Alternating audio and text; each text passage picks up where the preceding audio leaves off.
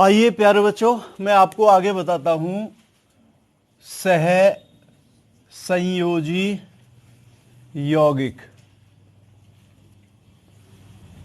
या covalent compound. वे यौगिक होते हैं जिनमें सहसंयोजक बंध अर्थात कोवेलेंट बॉन्ड उपस्थित होते हैं। ऐसे यौगिक कहलाते हैं सहसंयोजी यौगिक। जिन यौगिकों में केवल सहसंयोजक बंध उपस्थित होते हैं वो कहलाते हैं सहसंयोजी यौगिक। जैसे CH4 मीथेन है, C2H6 इथेन है, C2H4 एथिलीन है, C2H2 एसिटिलीन है आदि। इन यौगिकों में क्या होते हैं? सहसंयोजक बंध होते हैं, इसीलिए इन यौगिकों को कहते हैं सहसंयोजी यौगिक। समझ में आ गया? अब देखिए, इससे आगे आती है सहसंयोजकता। सहसंयोजकता या कोवैलेंसी। कोवैलेंसी रासायनिक संयोग करते समय किसी तत्व के द्वारा साझा किए गए इलेक्ट्रॉन की संख्या उसकी सहसंयोजकता या कोवैलेंसी कहलाती है। मान लीजिए किसी भी यौगिक में हम एग्जाम्पल दे सकते हैं इन जो सहसंयोजी यौगिक है। जैसे उदाहरण के लिए आप O2 को देखें। O2 अणु में ऑक्सीजन के दो परमाणुओं के बीच में दो दो इलेक्ट्रॉन की साझेदारी होती है। दोनों के बाहरी कोष में 6-6 इलेक्ट्रॉन होते हैं। यदि वो एक एक इलेक्ट्रॉन की साझेदारी करेंगे तो दोनों के बाहरी सेल में 7-7 इलेक्ट्रॉन होंगे। तो वो कितने की साझेदारी करते हैं? 2-2 इलेक्ट्रॉन की साझेदारी। ऐसे अगर हम इस तरीके से इसके 6 इलेक्ट्रॉन ये कर लें और इसके 6 इलेक्ट्रॉन गोल ऐसे कर लें तो यहां पर देखिए दोनों के अष्टक पूरे हो रहे हैं। कितने की साझेदारी करी है?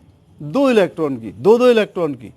तो रासायनिक संयोग के समय किसी तत्व द्वारा साझा किए गए इलेक्ट्रॉन की संख्या उसकी सहसंयोजकता कहलाती है। एग्जाम्पल के तौर पर ऑक्सीजन परमाणु को आप देखें, ऑक्सीजन के अणु को देखें तो ऑक्सीजन के अणु में दो ऑक्सीजन परमाणुओं के बीच में 2-2 इलेक्ट्रॉन की साझेदारी होती है। तो ऑक्सीजन की सहसंयोजकता यहां पर कितनी है? 2।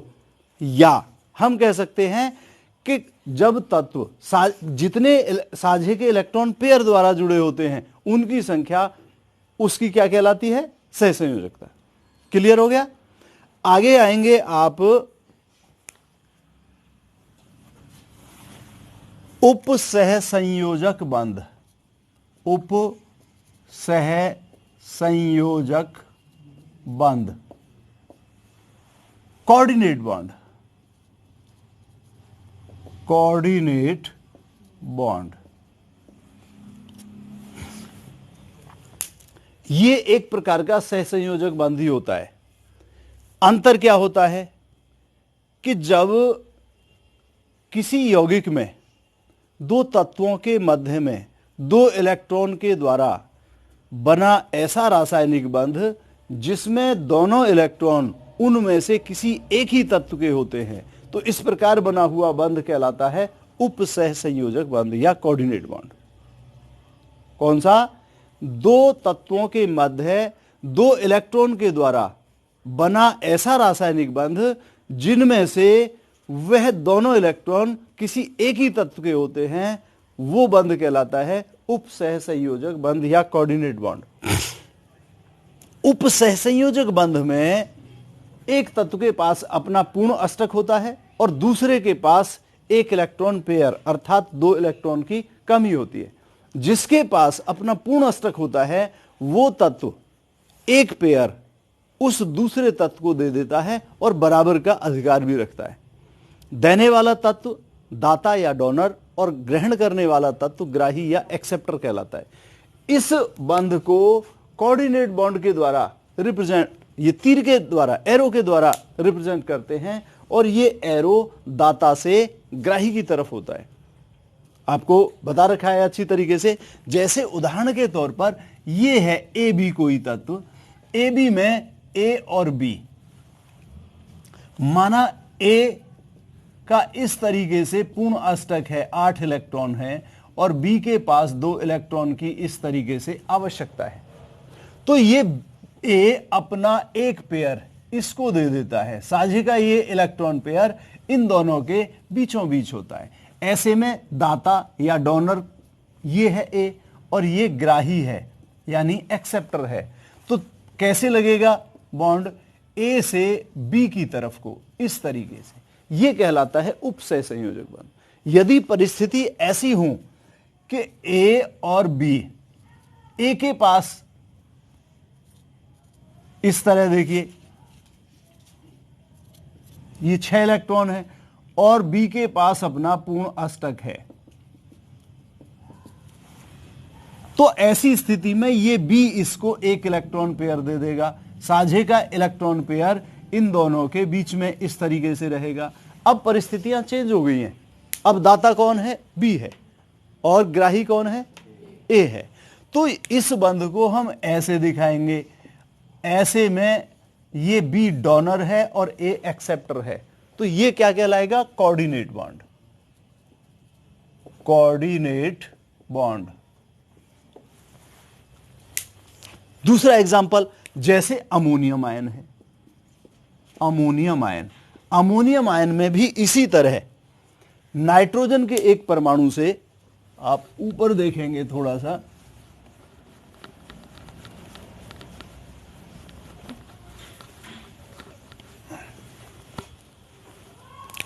अमोनियम आयन NH4 नाइट्रोजन के एक परमाणु से 4 हाइड्रोजन परमाणु जुड़े हुए हैं। नाइट्रोजन के बाहरी सेल में कितने इलेक्ट्रॉन होते हैं? 5, और हाइड्रोजन के बाहरी सेल में 1 इलेक्ट्रॉन। तो 3 से तो करता है ये 1-1 इलेक्ट्रॉन की साझेदारी इस तरीके से, और इसके 2 इलेक्ट्रॉन ये रहे। देखिए गोल करके मैंने नाइट्रोजन के दिखाए हैं आपको समझाने के लिए, और इसके पास अपना 1 इलेक्ट्रॉन और है। कौन सा है? मान लीजिए वो ये है। इसने इस इलेक्ट्रॉन का त्याग कर दिया है, इसीलिए इसके ऊपर क्या है? Positive charge. तो ऐसी स्थिति में देखिए नाइट्रोजन का अपना पूर्ण अष्टक है और हाइड्रोजन को अपने निकटतम अक्रिय गैस तत्व हीलियम के समान स्थायी संरचना प्राप्त करने के लिए कितने इलेक्ट्रॉन की आवश्यकता है? 2 इलेक्ट्रॉन की। तो ये अपना ये पेयर इसको दे देता है, अर्थात देखिए इन तीनों के मध्य में 1-1 इलेक्ट्रॉन की साझेदारी हो रही है और ये अपना एक पेयर इसको दे रहा है। ठीक है, तो नाइट्रोजन का भी अष्टक पूरा है और हाइड्रोजन के भी इलेक्ट्रॉन पूरे हो गए हैं। तो इसमें हम ऐसे दिखा सकते हैं कि 3 हाइड्रोजन परमाणु नाइट्रोजन से कैसे जुड़े हुए हैं? सिंगल बॉन्ड के द्वारा, और ये चौथा हाइड्रोजन परमाणु कोऑर्डिनेट बॉन्ड द्वारा। इनको ऊपर करके यहां पर प्लस का चार्ज दिखाना जरूरी है 1, क्योंकि 1 इलेक्ट्रॉन हाइड्रोजन परमाणु ने त्याग दिया है। समझ में आ गया? इसका अगला एग्जाम्पल आप देखेंगे ओजोन का।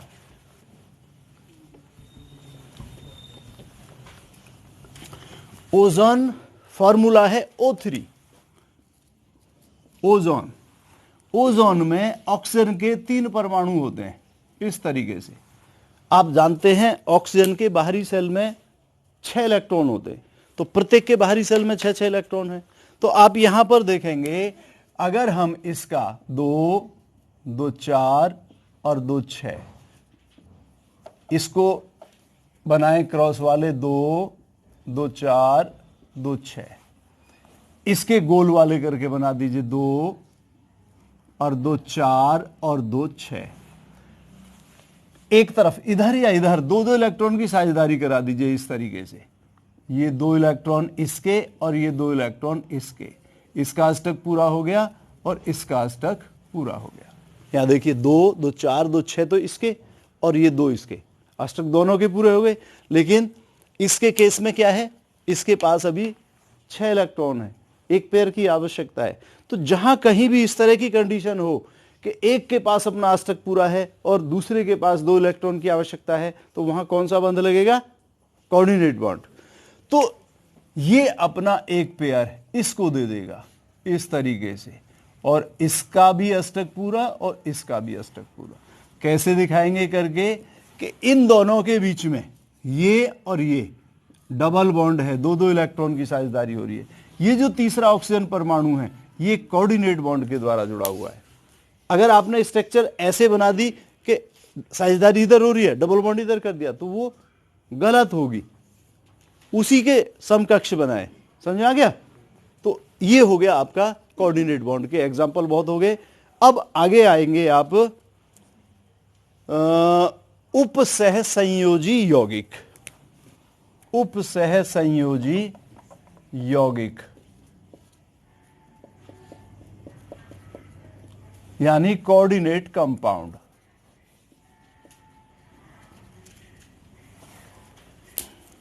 ऐसे यौगिक जिनमें उपसह संयोजी बंध या उपसह संयोजक बंध उपस्थित होते हैं वो कहलाते हैं उपसह संयोजी यौगिक। जिनमें उपसह संयोजक बंध उपस्थित होते हैं क्या कहलाते हैं? उपसह संयोजी यौगिक। ठीक है, जैसे एग्जाम्पल के तौर पर हम देखें तो ये है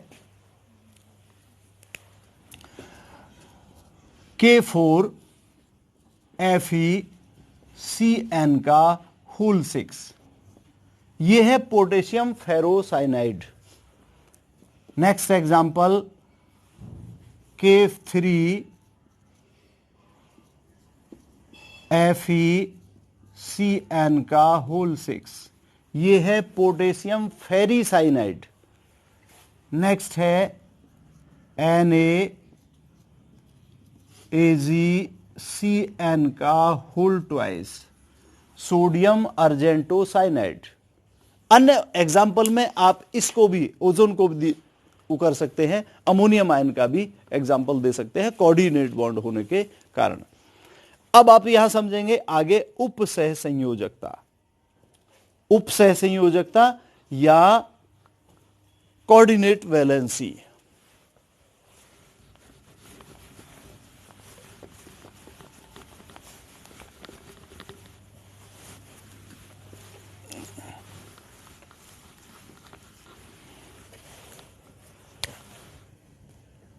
उपसह संयोजकता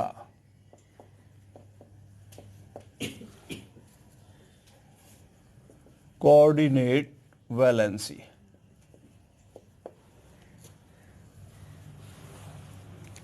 जैसा मैंने स्टार्टिंग में आपको कई बार बताया है, किसी तत्व की उपसह संयोजकता उससे जुड़े उपसह संयोजक बंधों की संख्या के बराबर होती है। किसी यौगिक में किसी तत्व की सहसंयोजकता उससे जुड़े कोऑर्डिनेट बॉन्ड की संख्या के बराबर होती है। अगर मान लीजिए यहां पर देखें ओजोन में देखिए ऑक्सीजन परमाणु से कितने कोऑर्डिनेट बॉन्ड जुड़े हुए हैं? 1। तो उपसह संयोजकता कितनी होगी? 1। अमोनियम आयन में देखिए कितने कोऑर्डिनेट बॉन्ड है? 1। तो उपसह संयोजकता 1। कि जब हम किसी यौगिक की स्ट्रक्चर देखते हैं और हमें पता चलता है कि किसी तत्व से जुड़े उपसह संयोजक बंधों की संख्या इतनी है, तो जितनी कोऑर्डिनेट बॉन्ड की संख्या होगी उतनी ही उस तत्व की क्या होगी? उपसह संयोजक। क्लियर हो गया? उदाहरण के लिए यहां पर ओजोन में 1 कोऑर्डिनेट बॉन्ड है तो ऑक्सीजन की उपसह संयोजकता कितनी होगी? 1 होगी। तो इस तरीके से आप ये सब समझ चुके हैं। अभी मैंने आप लोगों को एक बार फिर ध्यान दीजिए क्या क्या पढ़ाया है। सहसंयोजी यौगिक, सहसंयोजकता, उपसह संयोजक बंध, उपसह संयोजी यौगिक और उपसह संयोजकता। समझ आ गया? इसके बाद आप देखेंगे आगे आइए। अब मैं इस चैप्टर में आपको बताता हूं अध्रुवीय बंध अर्थात नॉन पोलर बॉन्ड, और दूसरे हैं ध्रुवीय बंध अर्थात पोलर बॉन्ड।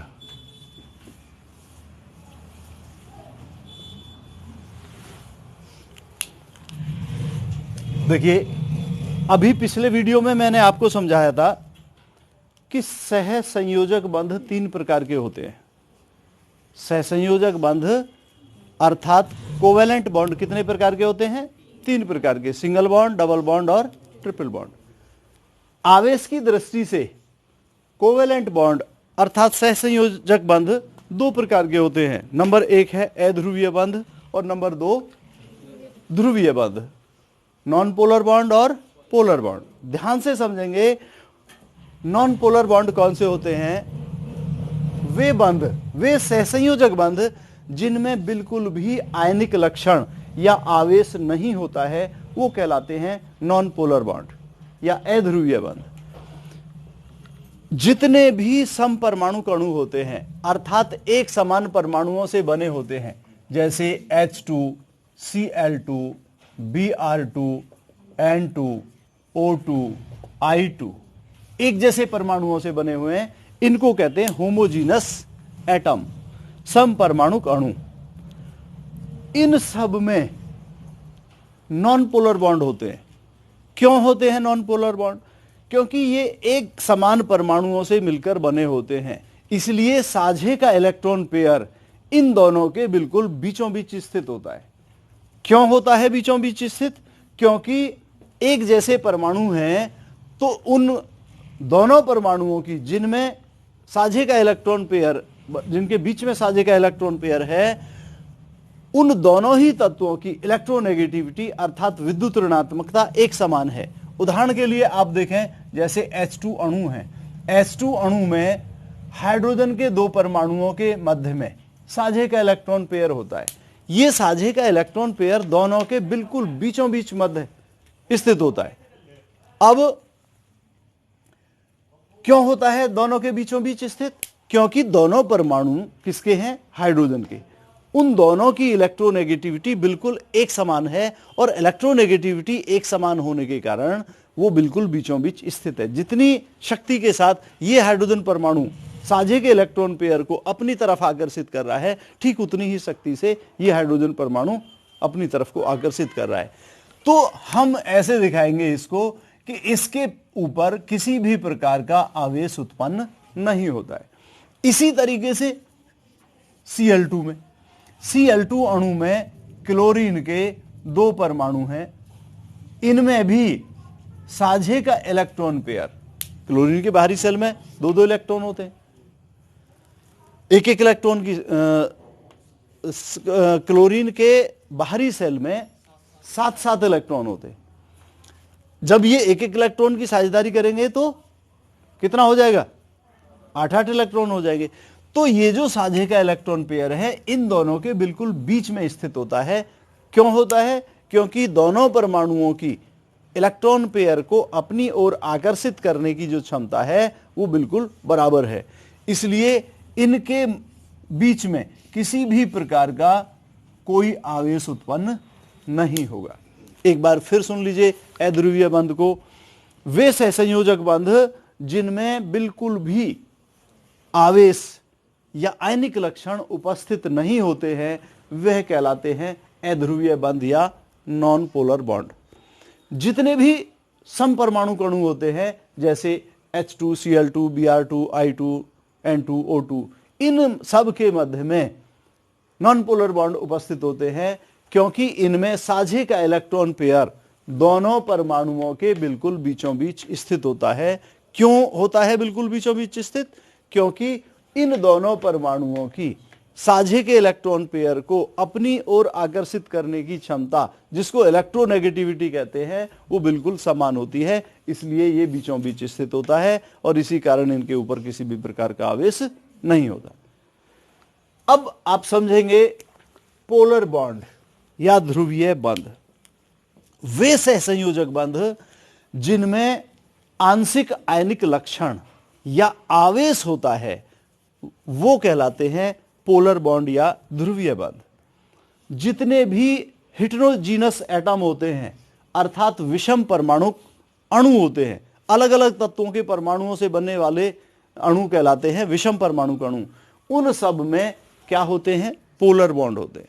जैसे उदाहरण के लिए मैं आपको समझाऊं, HCl है, जैसे HF है, जैसे H2O, NH3, HNO3 आदि हैं, इन सब में क्या है? Polar bond. जैसे उदाहरण के तौर पर हम हाइड्रोफ्लोरिक एसिड का एग्जाम्पल आपको दें तो हाइड्रोफ्लोरिक एसिड में एक हाइड्रोजन परमाणु और एक फ्लोरीन का परमाणु आपस में रासायनिक संयोग करके क्या बनाते हैं? HF का एक अणु बनाते हैं।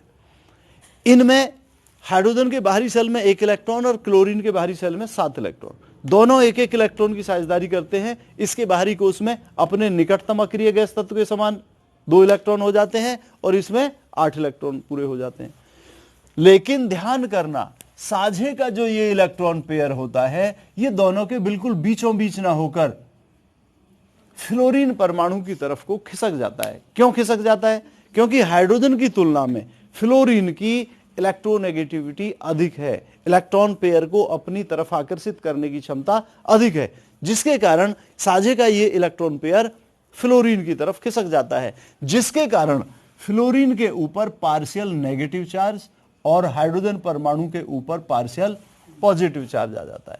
अर्थात ये एक डाइपोल की तरह व्यवहार करने लगता है। इस तरीके से जैसे चुंबक करने लगता है, उसके 2 ध्रुव होते हैं, उस तरीके से ये पोलर बन जाता है, पोल की तरह व्यवहार करने लगता है। इसी तरह आप समझा सकते हैं HCl अणु में किस तरीके से पोलर बॉन्ड बनता है। बिल्कुल इसी तरीके से HCl अणु में हाइड्रोजन और क्लोरीन का एक एक परमाणु आपस में मिलकर HCl का अणु बनाते हैं। इसके बाहरी कोश में 1 इलेक्ट्रॉन और इसके बाहरी कोश में 7 इलेक्ट्रॉन, एक एक की साझेदारी करते हैं। दोनों के बाहरी कोश कैसे हो जाते हैं? अपने निकटतम अक्रिय गैस तत्व के समान स्थायी। तो ये साझे का जो इलेक्ट्रॉन पेयर है दोनों के बीचों बीच ना होकर किधर खिसक जाता है? क्लोरीन। हाइड्रोजन की तरफ क्यों नहीं खिसका? क्योंकि हाइड्रोजन की इलेक्ट्रोनेगेटिविटी क्लोरीन की तुलना में बहुत कम होती है।